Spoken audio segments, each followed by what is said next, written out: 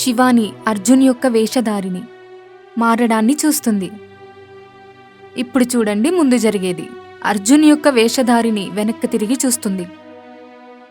శివాని వెనక రావడాన్ని చూస్తుంది. అప్పుడు ఆగిపోతుంది మరియు శివాని దగ్గరకొచ్చి ఇలా అంటుంది, ఎవరు నువ్వు? నేను నాగేంద్రని, ఒక కోరికతో కూడిన నాగరాజుని. నన్ను మీ దగ్గరికి కౌశిక్ పంపించాడు మరియు నీ అర్జున్ అక్కడనే బందీగా ఉన్నాడు. ఎవరు కౌశిక్? అది ఒక గుడ్లగూబ. ఎప్పుడైతే గత జన్మలో అర్జున్ మరియు నువ్వు తపస్సు చేశారో అప్పుడు మీకు నాగమణి లభించింది. ఆ నాగమణిని పొందడానికే మిమ్మల్ని చంపాలని చూస్తుంది. నువ్వు నా ప్రాణాలని కాపాడావు, అందుకే నేను నీకు సహాయం చేస్తాను. సరే, ఇంకెవరెవరి హస్తముంది? మయూరి కూడా నాతో పాటు ఉంది. ఎవరు మయూరి? అంజలి. సరే, ఈ విషయం అంజలికి తెలియద్దు. నాకీ విషయాలన్నీ తెలిసాయని. నువ్వు మయూరి దగ్గరకెళ్ళి ఒక పాత ప్రదేశానికి తీసుకొని రా. అలాగే. నాగేంద్ర మళ్ళీ అర్జున్ రూపంలో ఇంటికి బయలుదేరుతాడు మరియు ఇంటికి వెళ్ళి మయూరితో మాట్లాడతాడు. నా దగ్గర ఒక ఉపాయం ఉంది ఆ నాగిని చంపడానికి. నువ్వు రేపు ఒక ప్రదేశానికి రావాలి. లేదు, మీతో కలిసి ఎక్కడికి రాను. అప్పుడే అక్కడికి కరుణ వస్తుంది.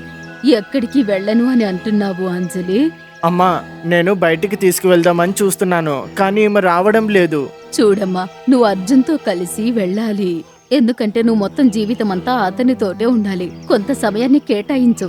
సరే ఆంటీ గారు, నేను ఇక వెళ్తాను. నాగేంద్ర మయూరిని ఒక పాత కోటకు తీసుకొని వెళ్తాడు. అక్కడ చూడగానే కౌశిక్ వాళ్ళిద్దరి ముందు నించొని ఉంటాడు. లోపలికి రా మయూరి. మయూరి లోపలికి వెళ్తుంది. నాగిని చంపడానికి నీకు ఇంకా చాలా శక్తులు కావాలి. దానికోసం నువ్వు నేను తయారు చేసిన చక్రం మధ్యలో నించోవాలి. మరియు కౌశిక్ ఒక చక్రాన్ని సిద్ధం చేస్తాడు. అప్పుడు మయూరి అక్కడికొచ్చి నించుంటుంది. కౌశిక్ తన అసలైన రూపంలోకి వస్తాడు, శివాని యొక్క రూపంలో. మయూరి ఎప్పుడైతే శివానిని చూస్తుందో అప్పుడు చాలా ప్రయత్నిస్తుంది ఆ చక్రం నుండి బయటకు రావడానికి, కానీ ఆమె విఫలమైపోతుంది.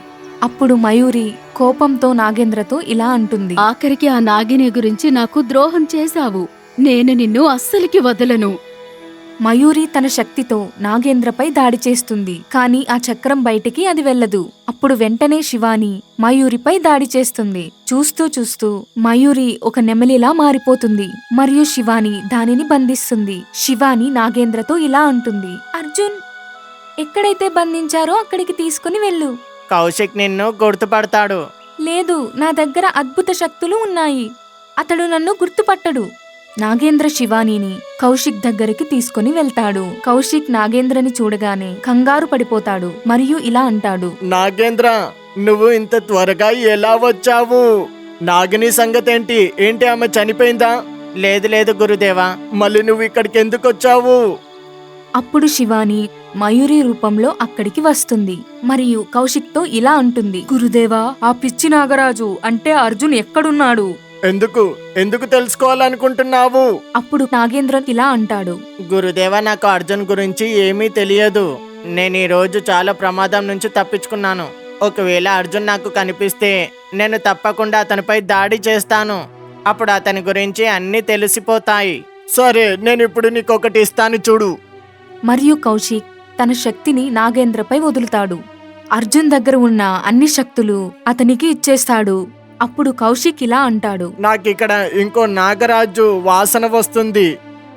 మరియు వెంటనే కౌశిక్ కళ్ళు మూసుకుంటాడు. అప్పుడు శివాని కౌశిక్ తన శక్తులతో బంధించడానికి ప్రయత్నిస్తుంది. అప్పుడు వెంటనే కౌశిక్ మాయమైపోతాడు. మాయమైపోతూ కౌశిక్ ఇలా అంటాడు, నాగిని, నువ్వు నాగరాజుతో కలిసి ఇలా చేస్తావా? కానీ నేను అర్జున్ని శాశ్వతంగా నేను తీసుకొని వెళ్తాను మరియు నేను అతన్ని చంపి తప్పకుండా నీ దగ్గరికి పంపిస్తాను. అప్పుడు ఆ గుహ విరిగిపోతుంది. శివాని నాగేంద్రను పైకి లేపి బయటకు వెళ్తుంది. శివాని ఏమీ చెప్పకుండా అక్కడి నుంచి వెళ్ళిపోతుంది మరియు నాగేంద్ర కూడా ఆమె వెనక వెనక వెళ్తాడు. నువ్వు నా వెనక వెనక ఎందుకు వస్తున్నావు? మరెక్కడికి వెళ్ళాలి? ఒకవేళ నేను గురుదేవ దగ్గరికి వెళ్తే అతను నన్ను చంపేస్తాడు. అందుకని నేను నీతోటే ఉంటాను. అలాగే శివాని మరియు నాగేంద్ర కలిసి ముందుకు వెళుతూ ఉంటారు. ఇద్దరూ ఇంటికి వస్తారు. అప్పుడు వెంటనే నాగేంద్ర అర్జున్ రూపంలోకి వస్తాడు. కరుణ శివానీని అర్జున్తో చూడగానే ఇలా అంటుంది, తల్లి, మీరిద్దరు ఎక్కడి నుంచి వస్తున్నారు? ఆంటీ గారు, నాకు అర్జున్ బయట గది దగ్గర కనిపించాడు. తోడుగా లోపలికొచ్చాము. నాన్న అర్జున్, అంజలి ఎక్కడుంది? అమ్మ అంజలికి ఏమో పని ఉందంట, అందుకే వెళ్ళిపోయింది. అలాగే, సరే మీరేమైనా తినండి ఇప్పుడు.